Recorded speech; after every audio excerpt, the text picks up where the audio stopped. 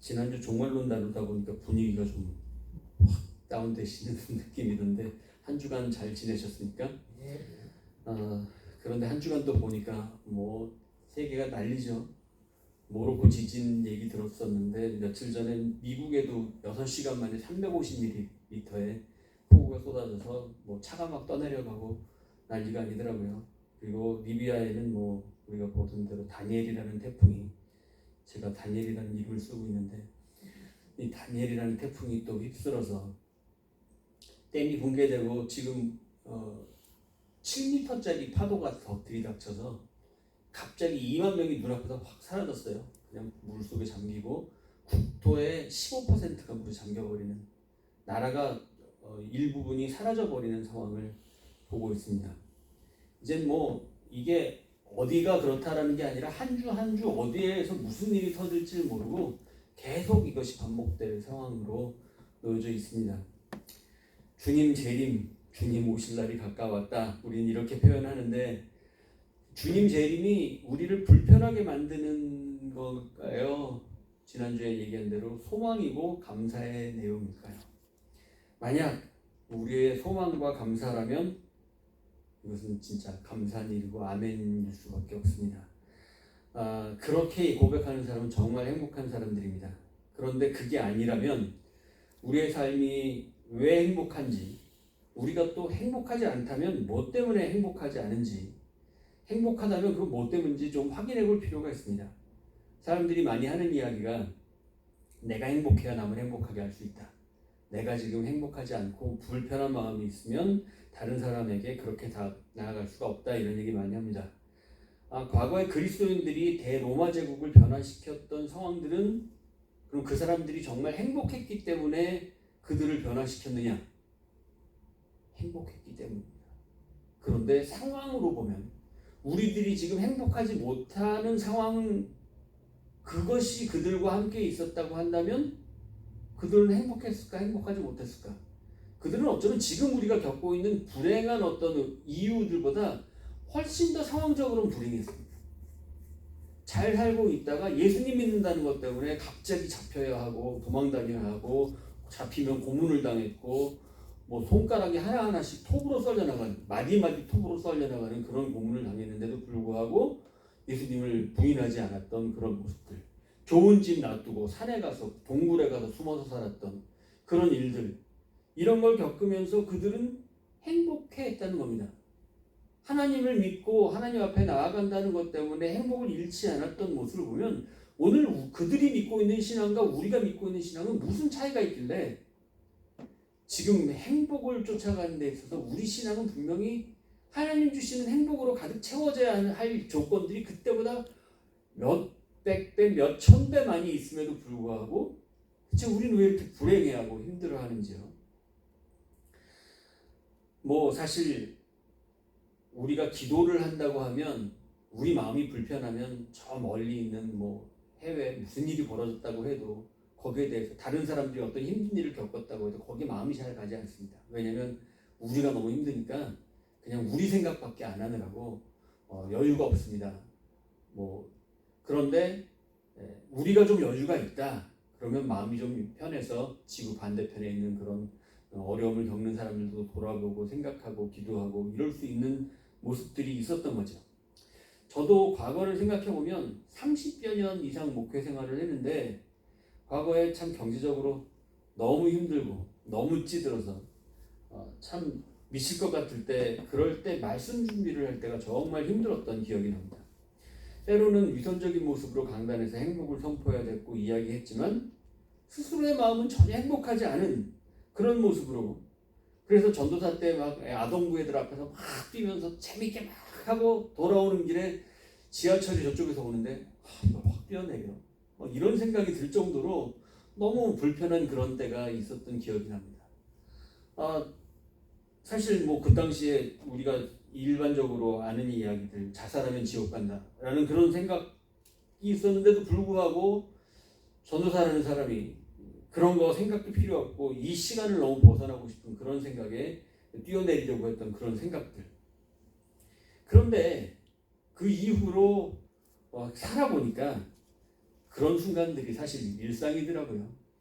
뭐 그때만 힘든 게 아니라 그냥 사는 게 그렇더라고요. 그래서 삶이라는 게 고통스러운 일이 많고 그 상황에 집착하면 행복은 가질 수가 없고 정말 끔찍한 상황으로만 이어질 수밖에 없다라는 것을 기억하게 됩니다.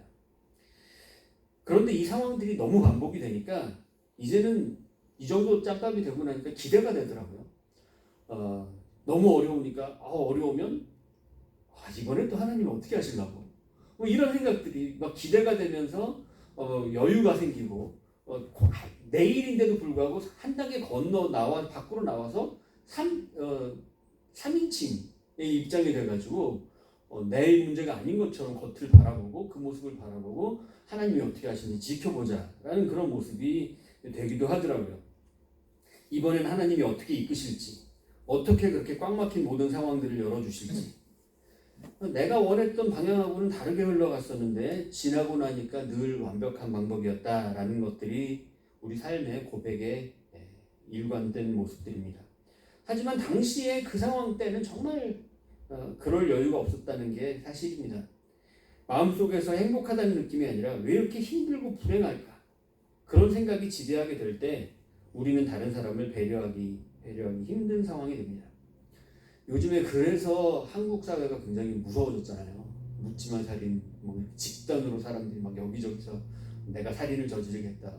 특히 번화한 거리에서 그런 일들을 하는 젊은이들이 많이 등장하고 있는데 이것을 묻지마 범죄라는 거는 사실 묻지마 범죄라는 말 자체가 없잖아요. 그래서 작년부터는 이걸 이상동기 범죄라고 그렇게 말을 했다고 합니다. 한국에서 살인 사건은 많이 줄어들고 있는데 이 이상동기 범죄는 지금 급격히 늘어나고 있고 앞으로도 계속 늘어날 것이다 라고 그렇게 예상하고 있답니다. 그 사람들의 모습을 보면 대부분 혼자 사는 사람들이 많고 경제적으로 어려운 사람들, 또 미혼 남성들이 대부분이고 더더욱 그런 사람 중에 예전에 강력 전과가 있었던 사람들, 전과 범죄가 있었던 사람들은 이런 사회로부터 이미 외면당해지고 구별되어져서 내가 할 수 있는 게 없다 보니 그렇게 할 수밖에 없다 라고 하는 방법을 찾는 것이 그 이상동기 범죄로 나아가게 되는 모습이라는 겁니다. 또 정신질환자들이거나 조현병에 걸린 사람들, 우울장애, 망상, 행동조절, 분노조절 장애를 가진 사람들이 이 중에 상당수였다는 겁니다. 또 대인관계 폭이 대단히 좁아서 몇 사람 안 되는 친구들이 있는데 그나마 자기가 믿었던 몇 안 되는 사람들로부터 상처를 받고 소통하는 사람들이 많지 않은 경우, 그런 경우에 이런 일들이 많이 나타난다고 합니다. 사람들은 나에게 적대적일 것이다 라고 그렇게 생각하고 있고 대인관계 속에서 고립이라고 하는 속성이 꼭 범죄를 일으키지 않는 개인적인 사람들의 마음들까지도 무너뜨리고 있고 잠재적인 범죄자의 모습을 만드는 중이라고 심리학자들은 그렇게 이야기하고 있습니다. 이게 어디 한국만의 이야기입니까? 미국 보면 미국도 곳곳에서 그런 범죄들 세계적으로 나타나고 있는 상황들입니다. 그런데 이게 무슨 이상한 사이코들의 이야기가 아니라 정말 그들은 이상한 사람들이라 뭔가 문제가 있는 사람들이라 그런 일을 벌인다라는 것이라고만 이야기할 수 있을까요? 우리하고는 전혀 상관없는 이야기처럼 그렇게 우리들은 그들을 때로는 혐오하고 있지만 따지고 보면 우리가 정상적으로 되게 사는 것 같은데 순간순간 우리의 모습은 그런 느낌들이 없습니까? 운전할 때 보면 우리가 지금까지 사고를 안 쳐서 그렇지 우리 내면으로 벌어지는 그 우당탕탕한 마음들, 우리가 대인관계에서 큰 문제가 생기고 경제적으로 힘들어지고 어렵고 미칠 것 같은 그런 일들이 우리에게 생겼을 때 우리 모습은 어떠합니까? 그렇게 고상한 모습, 괜찮은 모습으로 있을 수 있었을까요? 가끔가다 그런 상황에서 차에 갑자기 앞에 끼어드는 차가 생기면 나오는 그 성질을 그게 우리 기본 생각, 기본 자세들 아닙니까? 이런 감정들을 초월하는 것이 진짜 기독교인이라고 하지만 정말 내가 여유가 없으면 바로 나오는 이 성질들 때문에 참 어쩔 수 없는 우리의 모습을 보게 됩니다. 마음에 여유가 없는 상태라면 나라를 위한 기도, 이웃을 위한 기도가 잘 안 나오고 그들의 고통에 공감하기보다 내가 지금 조금이라도 힘이 들면 그 여유가 안 생기는 게 이해할 수 있는 보통 모습입니다. 빌립보서는 그래서 범사에 감사하라, 쉬지 말고 기도하라, 아무것도 염려하지 마라, 모든 일을 하나님께 맡기라, 믿는 자에게 능치 못할 일이 없느니라, 이렇게 이야기하고 있습니다. 왜 그런 이야기를 예수님께서 바울이 할까? 빌립보 교인들이 어려운 사람들입니다. 마음의 여유가 없고 불편하고 늘 이렇게 찌들려 살아가는 사람들이 많은 곳이 빌립보입니다. 바울이 아는 대로 빌립보에 교회를 세워놨더니 그 교인들을 보니까 항상 여유가 없고 불편한 사람들이거든요. 그러니까 이 사람들 안에서는 이 말씀이 너무 중요했던 겁니다. 그래서 좀 기도도 해서 마음을 내려놓고 하나님 앞에 감사하고, 그래서 쉬지 말고 기도해서 염려하지 말고 하나님께 맡기면 하나님께서 함께 해주실 것이다 라는 말씀을 해주고 있는 거죠. 그런데 오늘 본문 내용을 보면 오늘은 에베소서죠. 에베소는 어떤 곳일까요? 우리 지난번에 얘기했지만 로마의 폴리스 중에서 가장 풍요로운 도시가 에베소입니다. 이 빌립보하고 반대로 에베소는 아주 부유한 도시. 고대 폴리스가 로마의 도시가 얼마나 많습니까? 그 중에 최고의 풍요로운 도시. 그래서 풍요의 여신 아르테미우스를 섬기는 도시가 에베소였다는 겁니다. 로마에 있는 가장 유명한 신전 아시죠? 로마 신전이 바로 이 아테네에 있는 파르테논 신전입니다. 저 사람이 점으로 보여요. 거의 엄청난 규모죠. 신전과 집의 차이는 집은 벽으로 되어 있지만 신전은 기둥으로 되어 있습니다. 그리고 저 기둥 맨 위에 기둥과 기둥을 연결하는 돌들, 저거를 모퉁이 돌이라고 합니다.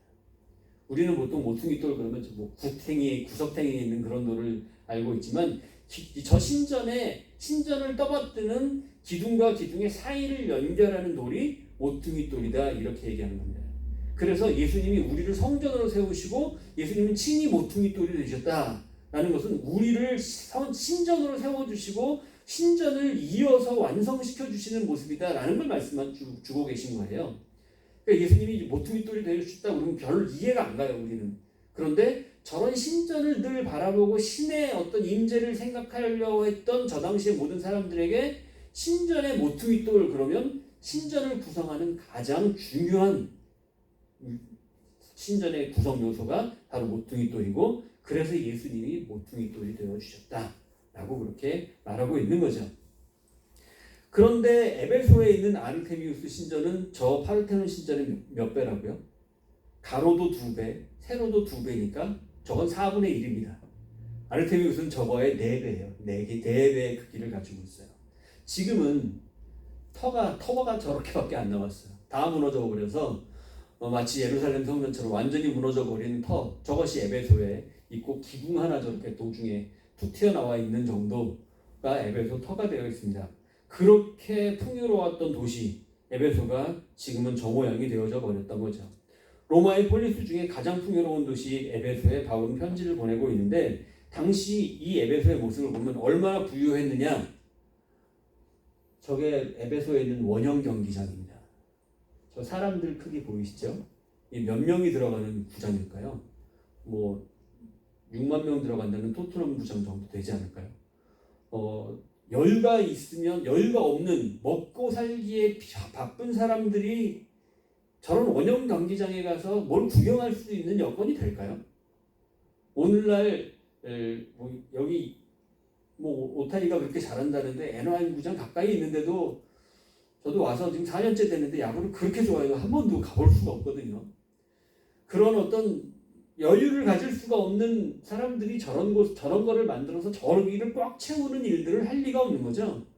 에베소라는 곳은 저런 곳이 가득가득 채워진 일들로 늘 저런 경기들이 이루어지는, 저 경기 아래에는 예수님을 믿는다는 사람들이 사자의 밥이 되는 모습을 지켜보는 그런 원형 경기장의 모습들이 이루어졌던 곳이 저런 에베소와 같은 곳입니다.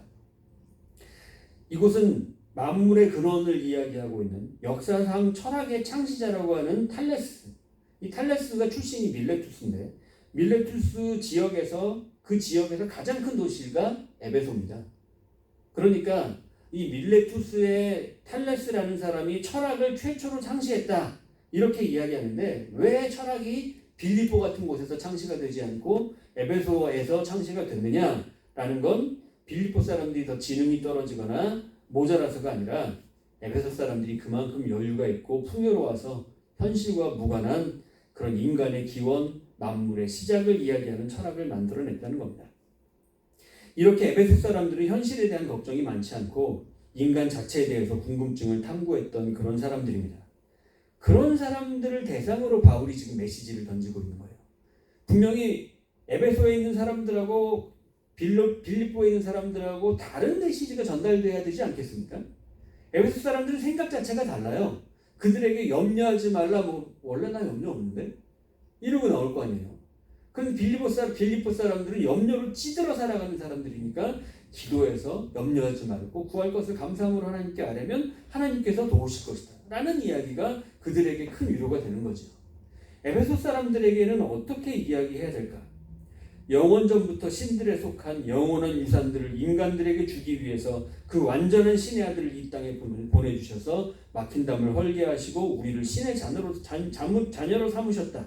놀랍지 아니한가? 이런 철학적인 이야기로 설명을 하고 있는 겁니다.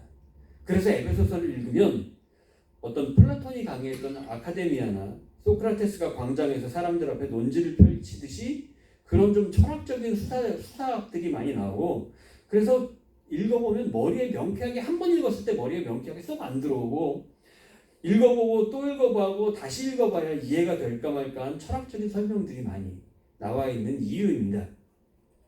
그런데 말이죠, 그들 앞에 폼나게 철학적인 글로 바울이 이걸 설명해 내려가고 있는 그 모습이, 바울이 지금 에베소서를 기록하고 있는 장소가 어딘가요? 어디서 쓴 이 글인가요? 우리가 알고 있는 에베소서, 빌립보서, 골로새서, 이게 공통점이 있죠? 에빌골, 공통 옥중서신이라고 합니다.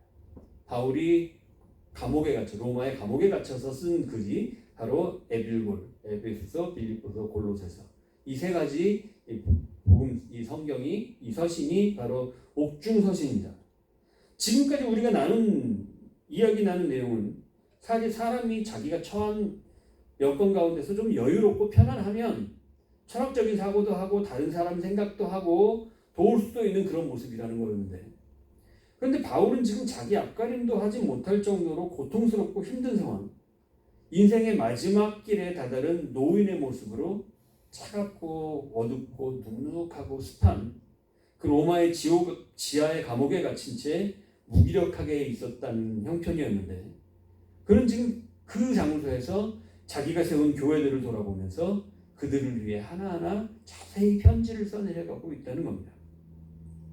중세시대의 사도 바울의 업적, 그래서 사도 바울은 정말 대단한 사람이구나 라고 하면서 바울을 아주 웅장한 대인물처럼 생각했기 때문에 카톨릭의 화가였던 루벤스는 저 왼쪽에 있는 모습처럼 저렇게 웅장하고 아주 멋있는 모습으로 수염도 막 각지고 윤기가 자르르 흐르는 그런 모습으로 루벤스가 바울을 그렸습니다. 그런데 정말 바울의 현실은 어땠을까요? 저런 근엄하고 멋있는 모습보다 초라하고 다 늙어서 아무짝에 쓸모없을 것 같은 그런 모습 아니었을까요? 그래서 렘브란트는 오른쪽에 있는 저런 초라한 노인의 모습, 아무것도 못할 것 같은, 그냥 감옥에 갇혀서 힘없이 죽음만 기다리는 그런 모습으로 바울을 표현합니다. 감옥에서 쓸쓸하게 죽음을 기다리는 것 같은 늙은 노파의 모습을 그린 겁니다.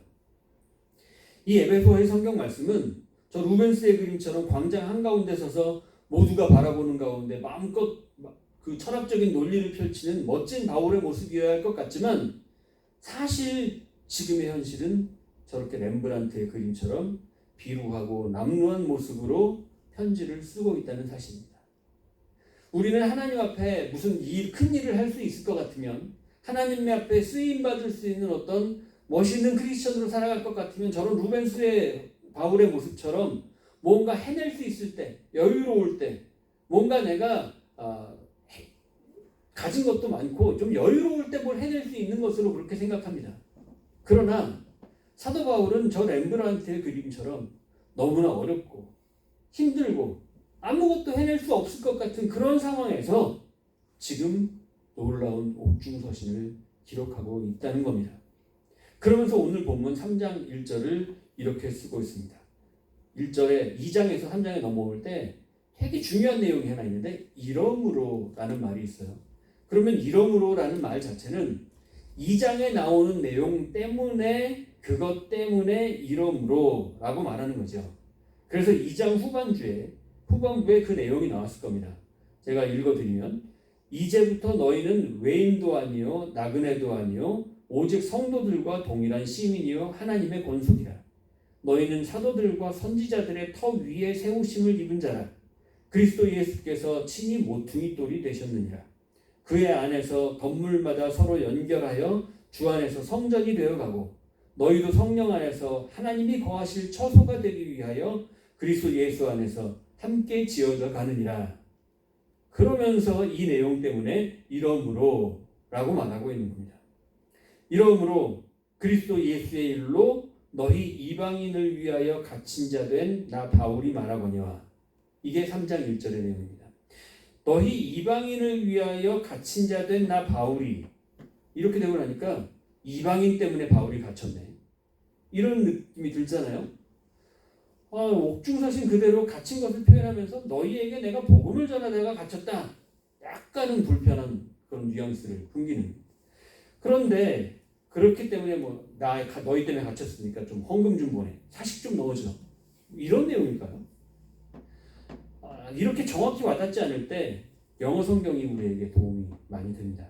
영어 성경 제가 프로젝트를 어젯밤까지 늦게까지 다 작성을 해놨는데 아침에 와서 열어보니까 파일이 손상됐다고 뜨질 않아서 그 바람에 여러분들에게 이 어설픈 영어 발음으로 영어를 말해야 되는 부담감이 있습니다. NIV 성경을 보면 For this reason I Paul the prisoner of Christ Jesus for the sake of you Gentiles 이렇게 이야기합니다. 킹 제임스 버전은 For this cause I Paul the prisoner of Jesus Christ for you 이렇게 이야기합니다. 한글 성경은 예수님 복음 전하다가 감옥에 갇혔다라는 말처럼 느껴집니다. 그런데 영어를 보면 I Paul the prisoner of Jesus Christ 나 바울은 그리스도 예수의 포로가 되었다. 그리스도 예수의 죄인이 됐다. I Paul the prisoner of Jesus Christ 이렇게 얘기하는 겁니다. 예수 그리스도의 포로가 된 나 바울은 예수님의 포로가 됐다. 그러니까 완전히 뜻이 다르죠? 나 바울은 예수님의 포로다. 이 얘기와 너희 때 이방인들 때문에 갇힌 자 된 나 바울은 이거 뉘앙스가 완전히 다르잖아요. 내가 예수님 말씀 들고 전하다가 갇혔으니 무슨 보상을 받을 거다 이런 내용이 아니라 아주 단순하고 클리어합니다. 예수 그리스도의 죄수 나 바울은 지금 감옥이 재수없이 부자로 살아가고 있는 너희 에베소 교인들을 위해 내가 너희 때문에 대신 갇혀있다라고 말하는 게 아닌 겁니다. 나를 가두고 있는 것은 이 감옥이 아니라 나를 감금하고 구속하고 계신 분은 바로 예수 그리스도시다 라고 말하는 겁니다. 예수님이 나를 가두셨다. 그러니까 예수님과 함께하고 예수님과 동행하는 길 가운데 이 감옥은 예수님과 동행하면 어딘가요? 하나님과 함께 있는 곳, 그곳을 뭐라고 얘기하죠? 천국입니다. 하나님과 함께 있는 곳이 천국이고, 그러면 지옥은 어디예요? 하나님과 함께 하지 않는 곳이 지옥이죠. 그러니까 베버리힐스의 최고의 수영장이 있고 그런 으리으리한 집에서 쫙 살고 있는 그런 모습 가운데 하나님이 안 계시면 거기가 지옥이고, 오늘 바울같이 저런 로마의 지하 감옥에 갇혀서 눅눅하고 습한 저런 곳에서 아무도 없이 죽음만 기다리고 있는 그곳일지라도 하나님이 계시면 예수 그리스도의 감옥에 갇힌 내 모습이라면 그곳은 천국이 되는 겁니다. 오늘 우리가 살아가고 있는 장소들 가운데, 시간들 가운데 내가 어떤 시간에 놓여져 있느냐, 내가 어떤 장소에 있느냐, 내가 어떤 상황과 형편에 있느냐, 이것은 예수님과 함께하고 있느냐 아니냐로 구분이 됩니다. 우리가 처음에 얘기했듯이 불행과 행복을 나누는 조건에 있어서 무엇으로 기준을 삼느냐? 그리스도는 어떤 것으로 우리의 삶의 기준을 삼아야 하느냐?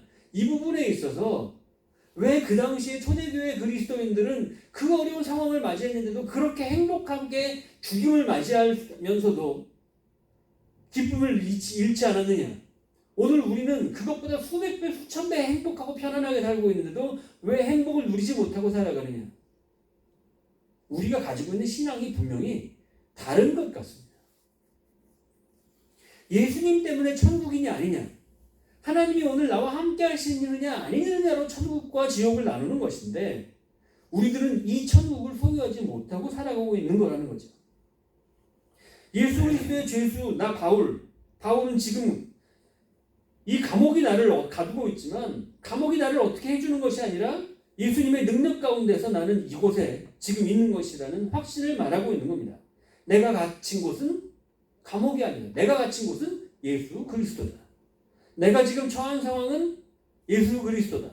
세상의 환경, 그것이 고통입니까? 아픔입니까? 고난의 현장입니까? 광야 같은 험한 세상길일지라도 지금 적어도 내가 주님 손을 놓치지 않는 한 나는 예수님께 갇힌 것이지 세상 나부랭이들에게 그렇게 갇힌 게 아니라는 말입니다. 믿으십니까? 너희는 사도들과 선지자들의 터 위에 세우심을 입은 자라. 그리스도 예수께서 친히 모퉁이 돌이 되셨느니라. 그의 안에서 건물마다 서로 연결하여 주 안에서 성전이 되어가고, 우리를 저 파르테논 신전, 아르테미스의 신전보다 더 멋있는 하나님의 신전으로, 하나님이 거하시는 그 거룩한 신전으로 우리를 세우시기 위해 예수님이 그 기둥과 기둥 사이에 모퉁이 돌이 되어주셔서 우리를 신전으로 세워주시고, 그렇게 예수 그리스도 안에서 함께 신전으로 완성되어져 가느니라, 이렇게 말하고 있는 겁니다. 우리가 예수 그리스도 안에서 지금 갇혀 있는 것이라면 우리는 원래는 버려질 수밖에 없고 전혀 가치도 없는 못나고 한심한 존재들이었음에도 불구하고 십자가를 지시면서까지 우리를 성전으로 하나님이 거하시는 처소가 되기 위한 존재로 세우셔서 그리스도 예수 안에서 함께 지어져 간다는 것. 이 건축의 과정에 놓여진 우리의 모습은 창세로부터 온 세상을 만드시고 인간들이 살아가기에 너무 아름다운, 보시기에 심히 좋은 세상을 창조하시면서 함께 우리와 하나님의 나라를 만들어가려 하셨던 하나님의 그 사람을 그렇게 거역하고 선악과로, 바벨탑으로, 애굽의 금송아지로, 바알과 아세라로, 만몬으로 돈에 미쳐 돌아가는 세상에 찌들려서 아무런 자격 없고 당장 끔찍한 종말을 맞이해도 할 말 없는 우리에게 찾아오셔서 그 거룩하고 거룩하신 하나님, 그 하나님이 거하시는 처소가 되도록 하시고 그 아름다운 완벽한 성전으로 우리를 세우신다는 것. 예루살렘에서 헬라 양식으로 로마의 신전처럼 지어진 그 완벽한 예루살렘 성전, 그것이 돌 위에 돌 하나도 남김없이 무너져버리게 하셨던 주님이 그런 성전 가지고 성전을 삼으시는 게 아니라 이제는 우리를 성전으로 세우시고 모든 사람들이 우리를 만나 하나님을 만나게 하는 성전, 그 놀라운 사랑을 깨달아 살아가게 하는 통로가 되게 한다는 것. 이 마지막 때에 우리는 하나님의 신전이 되어 하나님의 그 놀라운 사랑의 말씀을 전하고 그 말씀대로 이웃들을 섬기고 발을 씻기며 살아갈 수만 있다면 주님 품에 갇혀서 어느 곳이든 감사한 주의 백성이 될 수 있다는 말입니다. 그렇게 지금 이곳이 감옥 같은 현장이라고 해도 절망스러운 것도 아니고, 내가 원치 않는 일이 일어났다고 해서 내 삶에 문제가 생긴 게 아니라 주님께 갇혀서 하나님이 거하시는 처소가 되고 주님 안에서 주님과 함께 성전으로 세워간다는 것, 이것이 우리가 고백하는 신앙이 되어야 한다는 겁니다. 그렇기 때문에 우리의 삶은 초막이나 궁궐이나 내 주 예수 모신 곳이 그 어디나 하늘나라가 되는 것입니다. 시 하나를 소개합니다. 여러분들 주보에 나와 있는데 미국의 감리교 목사 찰스 버틀러가 1898년에 이 시를 썼습니다. 원래는 프로젝트에 제가 다 써놨는데 프로젝트가 날아가는 바람에 주보에 지금 기록이 되어져 있습니다. 그가 쓴 시의 내용을 보면 그럽니다. 그리스도께서 내 영혼을 죄에서 자유롭게 하신 이후 세상이 내겐 천국이 되었어요. 이 땅의 슬픔과 비탄, 한복판에 있어도 나의 예수께서 여기에 계신 것을 압니다. 이곳이 바로 천국이에요. 예수께서 그의 미소 짓는 얼굴을 보여주실 때까지 한때 천국은 먼 곳으로 여겨졌죠. 이제 내 영혼 안에서 천국이 시작되었으니 무궁한 세월이 흐를 때까지 지속될 거예요. 우리가 이 세상 어디서 살든 무슨 상관인가요? 산 꼭대기든 골짜기든 오두막이든 그럴듯한 맨션이든 예수가 계시는 곳, 그곳이 천국이에요. 오 할렐루야, 맞아요. 여기가 천국이네요. 내 죄사함 받았다는 것을, 아니 여기가 천국이네요. 육지든 바다든 장소가 무슨 상관인가요? 예수께서 계시는 곳, 그곳이 천국이지요. 이 시는 새 찬송가가 집필될 때 새롭게 고쳐 번역되어서 우리가 지금 아는 찬양이 되었습니다. 사도 바울이 예수 그리스도에게 갇힌 자가 되어 감옥에서도 에베소 교인들을 독려하고 챙겼던 그 모습을 기억합니다. 오늘 우리는 어떤 시간에, 어떤 장소에, 어떤 현실에 놓여져 있습니까? 그 시간과 장소, 현실에서 어떤 영향을 받고 있습니까? 그 시간과 장소와 현실이 우리가 생각지 못하는 어렵고 힘든 상황일지라도 우리를 하나님의 성전으로 세우시는 주님의 동행하심 가운데 있음을 믿고 주님 품에서 그 품에 갇혀 감사로 살아가는 귀한 주의 백성들이 되시기를 주님의 이름으로 축원합니다. 아멘.